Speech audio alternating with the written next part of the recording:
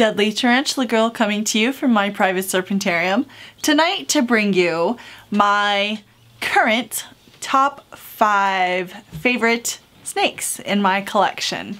And that is just tonight because my favorites are kind of fluid because I have quite a few and I don't know, sometimes I just change my mind. I love them all. I guess I should just say that. It's impossible to choose. I just wanted to highlight some of my 5 beautiful snakes tonight, show you a little bit of diversity, and I plan on doing videos on each of these individual species. So if there's one that you're interested in, make sure and comment that below and I'll try and make your video a priority. Let's get started with the big and beautiful number 5.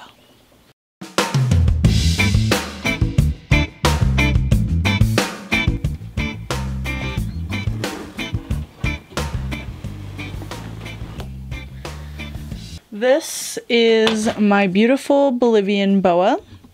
They're often known as the Bolivian short-tailed boa. They are smaller than some of the other species of boas. So this is boa constrictor amarelli. I haven't seen very many videos on this species. There's not tons of literature. They're kind of nicknamed, a lot of people call them the silverback boa because of their beautiful gunmetal gray scalation. The color morphs in captivity range from kind of a salmon to a real charcoaly dark gray.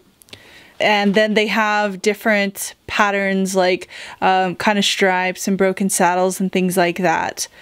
The males of this species top out at about 4.5 to 5 feet. The females can get up to 8 or 9 feet. This is a female.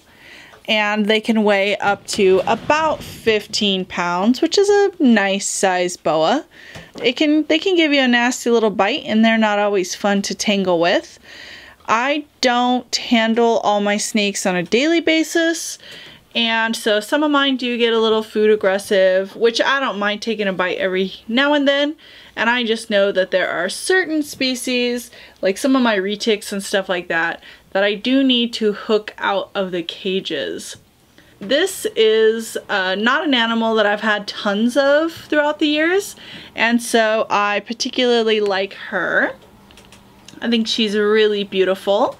And as I told you guys, I'm gonna have a boa collection video coming soon, as well as a video specifically on the boa constrictor amarelli. So this beautiful Bolivian boa made number 5 on my top 5 favorite snakes in my collection. Number 4 on my list is this beautiful young female reticulated python. And you can see she is kind of a wiggle worm. Almost everything I'm going to show you tonight is some of my smaller non-venomous snakes. And I do have some giant retics, but this is one of my younger girls. She's one of the few snakes in my collection that actually has a name because she is one of my dancing snakes. I have about 4 to 6 performance snakes that do travel with me when I go and do belly dance performances, that are snakes that I handle regularly and that are beautiful and that are taught how to be photographed and kind of out in public situations where people who are not familiar with reptiles will be around. I've never had an audience member bitten by a snake, which is good because I've taken retics, Burmese pythons, a lot of ball pythons, and other various snakes. Kind of have a funny story about trying to dance with a black pine snake, and that did not work. Those scales can get caught in your hair and it is messy, messy business. Needless to say, that snake never made it out of the audition phase. But her name is Relic, and I actually bought a pair of little teeny tiny retics that were unrelated, and her mate really failed to thrive. I worked on him for a long time, and he just kind of got skinnier, and there are those young animals on occasion that just don't have the immunity, or I don't know, their genetic pool is too weak, but they don't make it. And so that was a while back, and she was a little bit puny there for a while, but she's growing up nice and strong. You can see she's beautiful and energetic. And so I will be showing more retic videos and videos showcasing her if you're interested. So this was number 4, Relic, one of my female reticulated pythons. You might notice that I'm starting off with a locking bucket. Obviously it's already been unscrewed for time's sake. This lid does have a hook, a window that locks, and a key. So that's handy. We'll talk about that just a little bit. This is number 3 on my list of today's favorite snakes in my collection. If you don't know what this is, you probably already heard the buttons on that beautiful little tail rattling.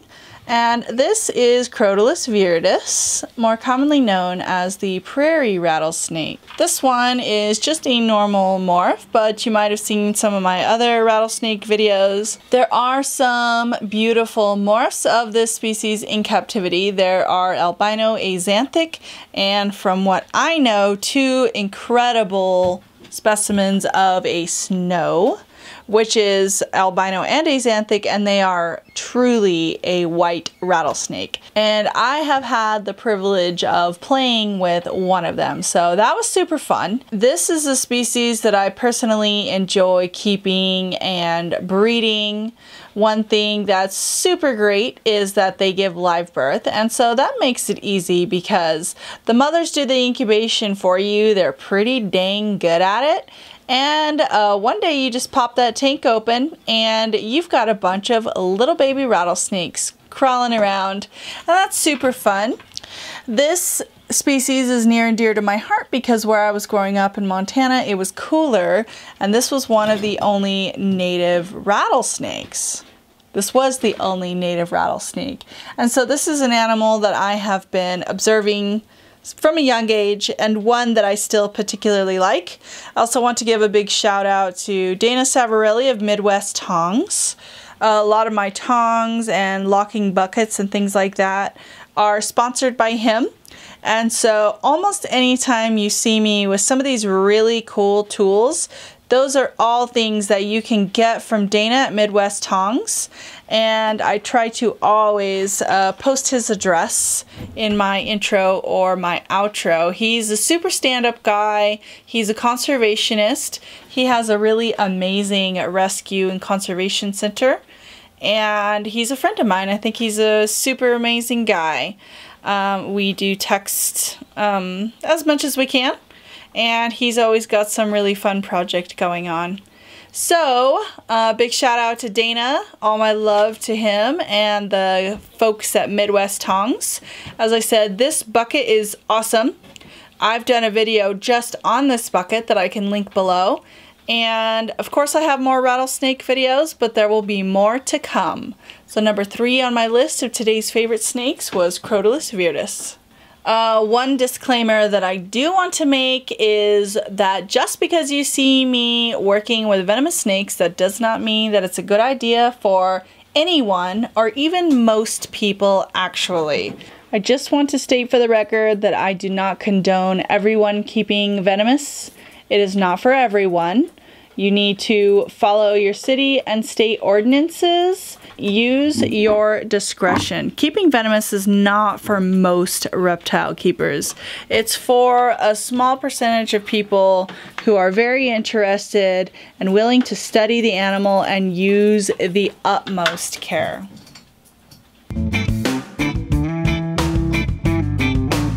Number 2 on my list today is the Mexican black king snake. Here are 3 wacky facts about the Mexican black king snake. They're black. They're indigenous to Mexico, and they're a king snake. This is just, we got a rogue turtle knocking lights over. This is an animal that I've been coveting for some time. I did have to go for a while without any Mexican black kings in my collection, which hurt my heart because I love them so much. This particular animal did come from Don Shores, from Shores Enough Snakes, and I highly recommend him. You can see his beautiful animals online. He and his wife breed and keep all their own stuff. They're kind of a two-man show. Awesome, super awesome people. He's got top-of-the-line animals, and I consider them friends and am proud to be colleagues with them. I will definitely be doing more information on this species.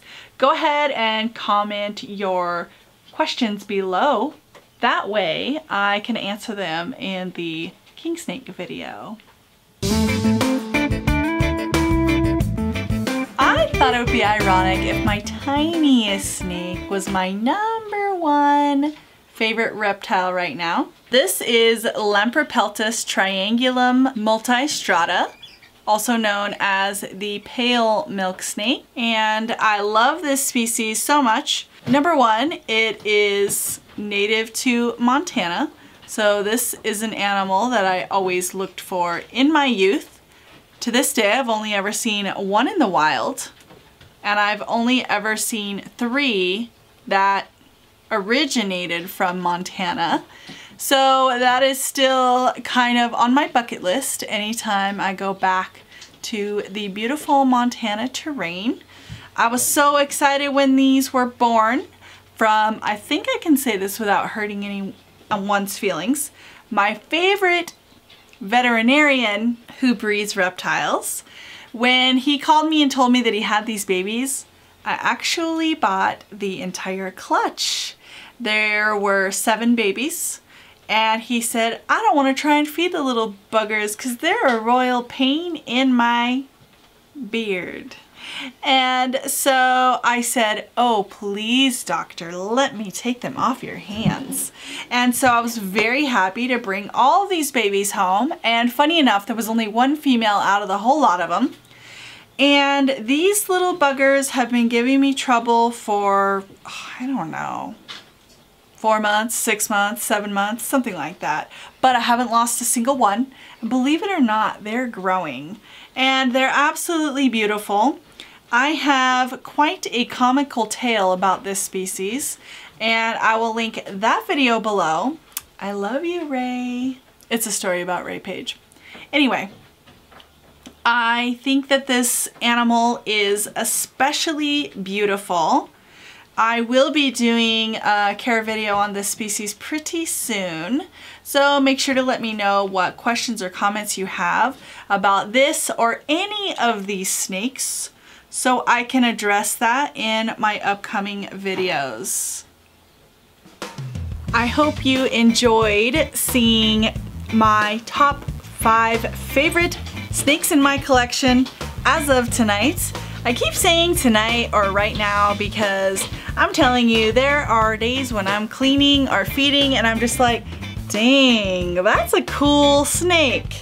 And it's kind of my favorite for the week. And I mean, I'm not saying I have like an insanely large collection, but I do think that I have a particularly diverse collection, which is really fun because I never ever get bored.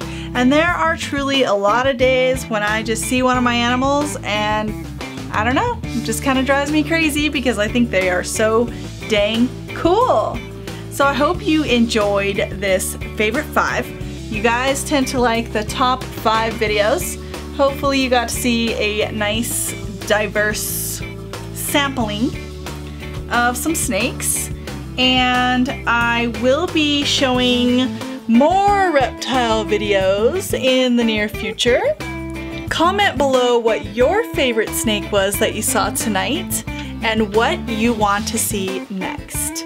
Hope you guys loved this one, and I'll see you again very soon.